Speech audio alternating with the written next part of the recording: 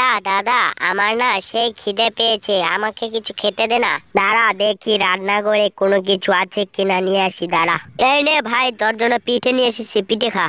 ও, তোরা কাজ বাদ দিয়ে তোরা পিঠে খাচ্ছিস? তোদের পিঠে কে দিয়েছে? তোরা পিঠে খাচ্ছিস? হ্যাঁ, পিঠে রাখ ওই জায়গায়। মামা, আমার না সেই খিদে পেয়েছে, তাই আমি দাদাকে বলছি পিঠে আনতে, তাই দাদা পিঠা নিয়ে এসেছে। আমাকে না জানিয়ে তোরা পিঠে নিয়ে এসছিস, তাই তোদের দুজনকে আমাদের বাড়ি থেকে বের করে দিলাম। এখন কই গিয়ে থাকবি থাক। না মামা, এরকম করো না, আমরা কই গিয়ে থাকবো? আমাদের তো কোনো জায়গায় নেই, মা বাবা সবাই মারা গেছে, কই গিয়ে থাকবো? আর পিঠে খাবো না মামা, আমার খিদে চলে গিয়েছে, এখন পিঠে নিয়ে যাও মামা। আর খাবো না, তাও আমাদের বের করো না। এত কিছু বলার পরেও তাদের মামা তাদের দুজনকে বের করে দিল বাড়ি থেকে। দাদা আমি আর হাঁটতে পারছি না, আমার সেই খিদে পেয়েছে। কি করবো রে ভাই, আমাদের তো আর বাড়ি নেই, ঘর নেই, কিছুই নেই, কই গিয়ে থাকবো? তোকে কিভাবে খাবার দিব এখন? এই বলে বলে তারা দুজন যাচ্ছিল বনের দিকে। চল ভাই, ওই গাছের নিচে গিয়ে বসি, সন্ধ্যাও হয়ে গেল, এখন আর কই যাব? ওই জায়গায় থাকতে লাগবে আজকে। এই বলে তারা ওই গাছের নিচে গেল। দাদা আমি আর না খেয়ে থাকতে পারছি না, আমি এই জায়গায় শুয়ে পড়লাম। কি করবো রে ভাই, আমাদের তো কপালে কিছুই নেই, না খেয়ে থাকতে লাগবে।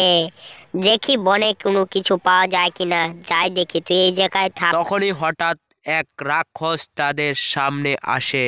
ওরে বাবারে দাদা, ওই দেখ রাক্ষস সামনে, যাস না ওইদিকে, যাস না।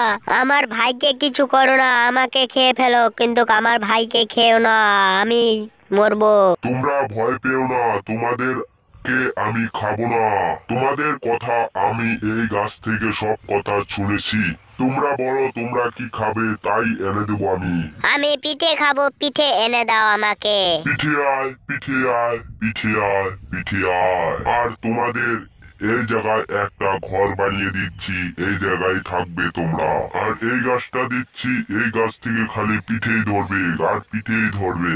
ধন্যবাদ ভূত দেবতা, আমাদের জন্য এত কিছু করার জন্য। ঠিক আছে, যাই আমি এখন। আমাকে যখনই স্মরণ করবে তখনই আমি চলে আসবো। এই বলে ভুট্টা তাদের বাসায় চলে গেল।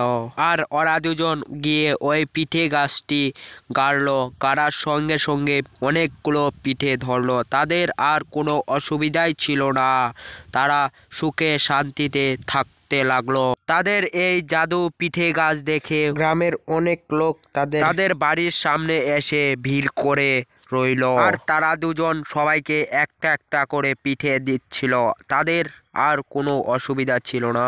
বন্ধুরা, ভিডিওটি এখানেই সমাপ্ত। ভিডিওটি ভালো লাগলে লাইক সাবস্ক্রাইব করে দাও প্লিজ সবাই।